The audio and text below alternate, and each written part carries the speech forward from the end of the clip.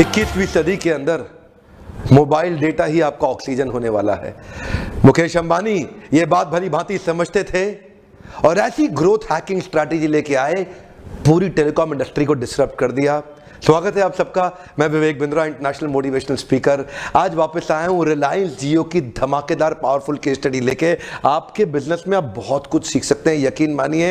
Existing जितने telecom users हैं उनका 60 से 70% रेवेन्यू वॉइस कॉल से आता है और इसीलिए वॉइस कॉल्स के अंदर ही सारा प्राइस वॉर छड़ा हुआ था। एयरटेल, आइडिया, वोडाफोन तीनों वॉइस कॉल के ऊपर लड़ रहे थे।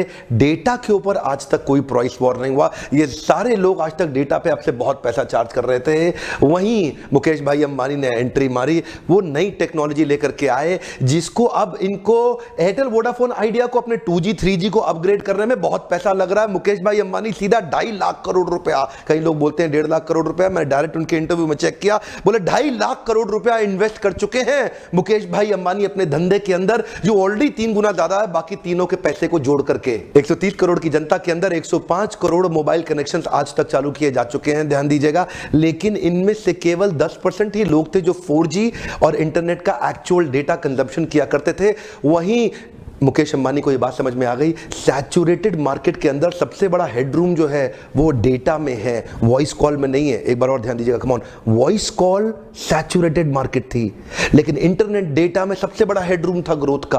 आपके धंधे के अंदर भी हर जगह बराबर ग्रोथ नहीं होता, आपको ढूंढना पड़ता है एक नया मार्केट का स्पेस क्रिएट करने के लिए। मुकेश भाई अंबानी को वही बात समझ में आई। ऐसा करते हैं, कुछ चीजें आपसे शेयर करते हैं। बे ऑफ बंगाल का गेटवे नई टेक्नोलॉजी के साथ क्रिएट किया, फाइबर ऑप्टिक केबलिंग का 8000 किलोमीटर का, which is part of the existing fiber optic cabling from Europe going up till from South Asia to Malaysia and to Singapore। मजे की बात बताएं, एक्चुअली जो इसमें मेन कॉस्ट होती है ना, वो होती है आपकी फिक्स्ड कॉस्ट, फिक्स्ड इंफ्रास्ट्रक्चर। ये जो फिक्स्ड कॉस्ट है ना, ये पुरानी टेक्नोलॉजी के इंफ्रास्ट्रक्चर पे जो एयरटेल, आइडिया 3G और 2G में डाल चुके थे, मुकेश भाई अंबानी को वो सब करने की जरूरत भी नहीं है। उन्होंने पहले ही जो फाइबर ऑप्टिकल नेटवर्क की जो टेक्नोलॉजी के साथ एंट्री मारी है, इस फाइबर ऑप्टिक केबलिंग की जो स्पीड इस टेक्नोलॉजी से मिलती है जियो को, वो मिलती है which is close to about 40 terabit per second, which in comparison to the capacity of Airtel उसका 4 टेराबिट पर सेकंड भी नहीं है। इसका मतलब जो जियो की जो इंटरनेट स्पीड रहेगी वो 10 गुना ज्यादा रहेगी एयरटेल के अभी के एग्जिस्टिंग इंफ्रास्ट्रक्चर के मुकाबले। क्योंकि पुरानी टेक्नोलॉजी का 2G 3G 1G का कोई बर्डन नहीं था ना जियो पे, इसलिए it is the only company to have 4G spectrum in all 22 zones in our country, which in comparison to Airtel has only 15 zones. और आइडिया के पास 10, वोडाफोन के पास 8। फ्री कॉल है, फ्री SMS, फ्री रोमिंग, खाली डेटा का चार्ज कर रहे हैं, वो भी बिल्कुल रेवोल्यूशनरी प्राइस पे। श्वेत क्रांति, हरित क्रांति, अब आ गई है डिजिटल क्रांति। इंटरनेट की जो स्पीड दे रहा है ना, उसका लोहा मान रहा है आज देश। समझ में आ गया इसको, 21वीं सदी के अंदर ऑक्सीजन केवल डेटा होने वाला है। जो मोबाइल डेटा सस्ते में दे गया वो देश पे टेलीकॉम इंडस्ट्री में राज करने वाला है। मुकेश अंबानी को शुरू में ये बात समझ में आ गई, इसीलिए एक आधार कार्ड पे 8 सिम दे रहे थे, वो भी free of cost. Come on more time, एक आधार कार्ड पे 8 सिम, वो भी फ्री ऑफ कॉस्ट, और उसकी भी एक्टिवेशन स्पीड इतनी तेज बढ़ा दी, पहले 24 घंटे में होता था, उसको भी डिजिटल वेरिफिकेशन और एक्टिवेशन कर दिया, जिसके लिए पहले 24 घंटे लगते थे, अब 15 मिनट के अंदर आपके आधार कार्ड से लिंक करके डिजिटली उसको वेरीफाई करके 15 मिनट में चालू करेंगे। मुकेश अंबानी की इंटेलिजेंस का इसी बात से पता चलता है कि उन्होंने शुरू से ही प्लान बड़ा एग्रेसिव रखा। ये जानते हैं 105 करोड़ यूजर्स हैं आज मोबाइल के हमारे देश के अंदर, और शुरू से प्लान रखा 80% मार्केट को कैप्चर करने के लिए। ध्यान दीजिए, मैं कहता हूं 80% नहीं कर पाते, 85% कर लेते हैं, या 50 से भी थोड़ा कम कर लेते हैं। 105 करोड़ में से खाली 85 ही करोड़ लोग ये अपने साथ एक्वायर कर पाते हैं अपनी ग्रोथ हैकिंग स्ट्रैटेजी के चलते, जिसको मैं एक्सप्लेन करूंगा। 50 करोड़ लोगों के साथ अगर इनका एवरेज रेवेन्यू पर यूजर केवल 200 रुपए रहा, अगर ये आपसे केवल 200 रुपए बिल चार्ज करते रहे, ध्यान दीजिएगा, 50 करोड़ लोग multiplied by 200, that makes it 10,000 crore रुपया महीना, 1.25 लाख करोड़ रुपया साल का। मुकेश अंबानी, इनकी पूरी कंपनी की टोटल नेटवर्थ भी हिल जाती है 1 साल के टर्नओवर से। ये कंपनी जहां जाएगी, ये आम आदमी की बुद्धि चकरा जाएगी, समझ में नहीं आने वाला। 1.25 लाख करोड़ रुपए का रेवेन्यू टर्नओवर केवल एवरेज रेवेन्यू पर यूजर से। आप क्या सोचे थे मोटा भाई अंबानी ऐसे ही 2.5 लाख करोड़ रुपया अपनी जिंदगी की सबसे बड़ी इतिहास की इन्वेस्टमेंट रिलायंस ने इस जियो टेलीकॉम में कर दी? ऐसे ही नहीं, एक्चुअली 2005 के अंदर जब दोनों भाइयों में बंटवारा हुआ, अनिल अंबानी के पास आरकॉम चला गया। ये तभी से चाहते थे, इनकी नजर थी आरकॉम के ऊपर, और उसके बाद कोर्ट के चक्कर लगा लगा के 2010 में अपने भाई के अगेंस्ट नॉन कंपीट क्लॉज को इन्होंने जाके स्क्रैप कराया और वहीं से तैयारी शुरू कर दी थी। इनको पता था एक फिल्म का गाना डाउनलोड करने के लिए हमारे यहां 80% जनता बेचारी सोचती है कि डाउनलोड करूं कि नहीं करूं, कितना डेटा लग जाएगा, और रात को 11 बजे 12 बजे के बाद वाली स्कीम में डेटा डाउनलोड करते थे, वाईफाई पर जाके डाउनलोड करते थे। इनको समझ में आ गया किसी तरीके से सबसे बड़े हेडरूम में घुस के पूरी मार्केट को ठोकेंगे। देखिए एग्जिट प्राइस स्ट्रैटेजी को समझिए।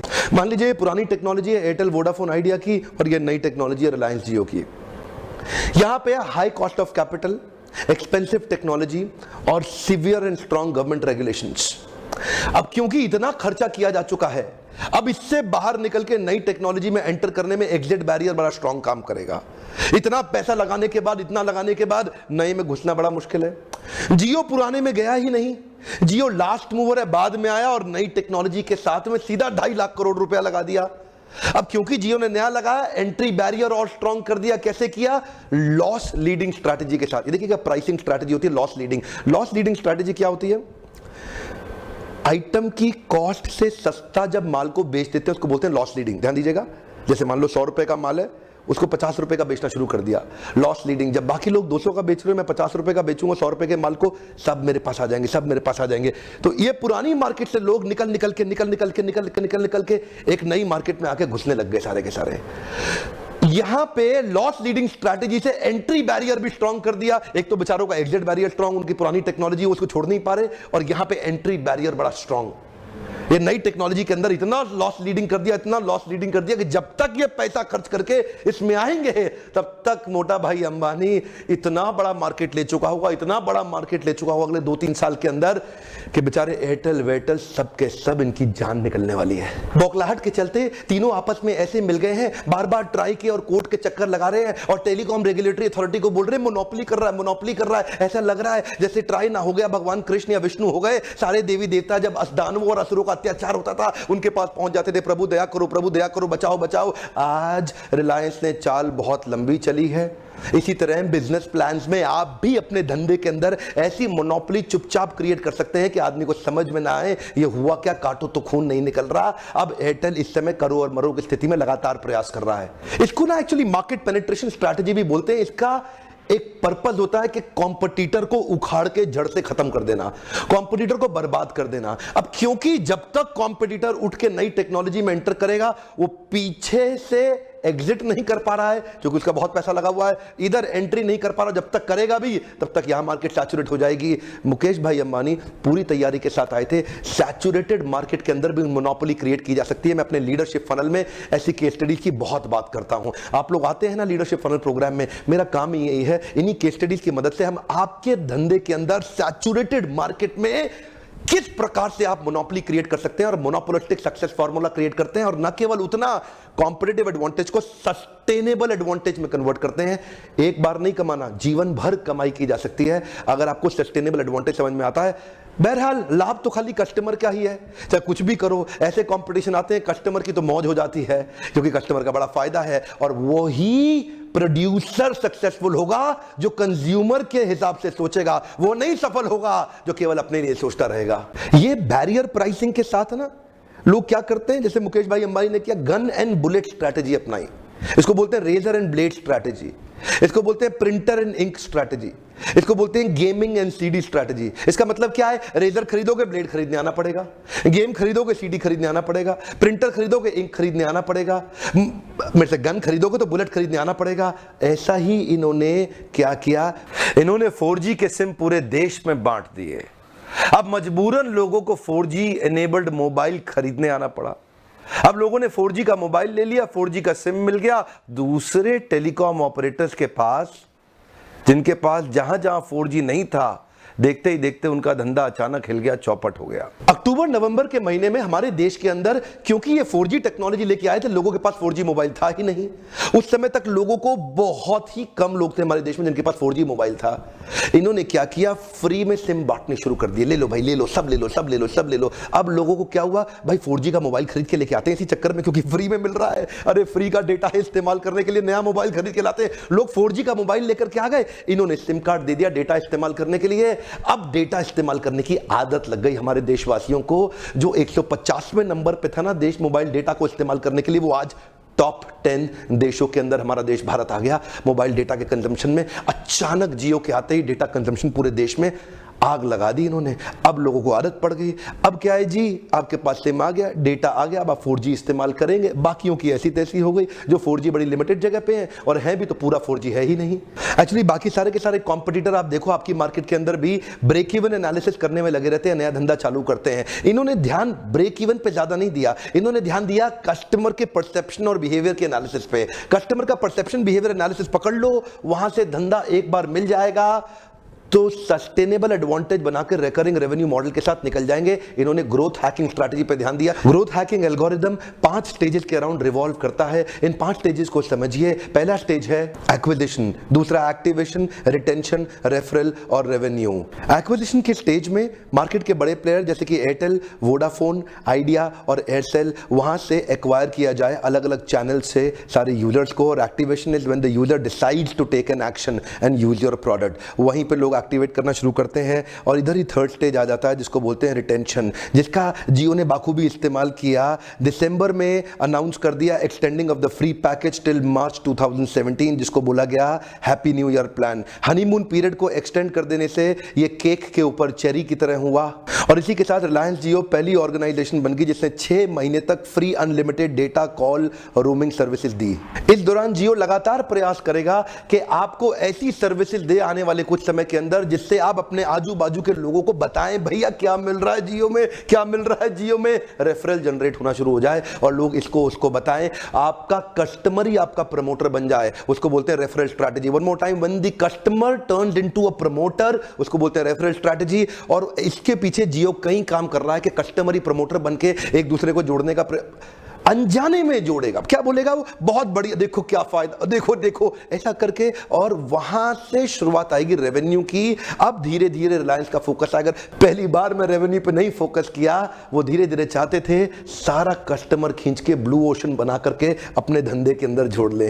जाहिर सी बात है बाकी टेलीकॉम ऑपरेटर इस समय परेशान हो रहे होंगे, उन घबराहट के मारे अलग अलग चीजें। तो इस समय पहला चीज जो एयरटेल और वोडाफोन ट्राई करेंगे वो है customer retention pricing packages. Customer retention pricing packages में अभी वो आने वाली पैकेजेस के अंदर एक ऐसा भी पैकेज लेके आ रहे हैं जिसमें आप 2 साल का एयरटेल का नेटवर्क ले लो, वो आपको 4G वोल्टे फोन साथ में फ्री देंगे। कहीं इंडियन मोबाइल मैन्युफैक्चरर से उनकी बातचीत भी चल रही है जैसे इंटेक्स, लावा या माइक्रोमैक्स, जिसमें वो आपको साथ में 4G वोल्टे फोन भी फ्री देने को तैयार है अगर आप 2 साल का एयरटेल का सब्सक्रिप्शन ले लें। एयरटेल का यूजर बेस तो वैसे अभी भी बड़ा है रिलायंस जियो से, पर मामला इस समय करो और मरो का हो गया क्योंकि जियो कंटिन्यूअस इंप्रूवमेंट पे काम कर रहा है। आज तक जितना पैसा पिछले 20 साल के अंदर सारे टेलीकॉम ऑपरेटर्स ने मिला के नहीं लगाया, उतना जियो ने अकेले पिछले 2 साल के अंदर लगा दिया है। हालांकि जियो की करंट टेक्नोलॉजी 5G रेडी है, फिर भी रिलायंस जियो को अपने नेटवर्क पे अभी भी बहुत काम करना बाकी है। उनको अभी भी अपने नेटवर्क्स को बहुत इंप्रूवमेंट करना बाकी है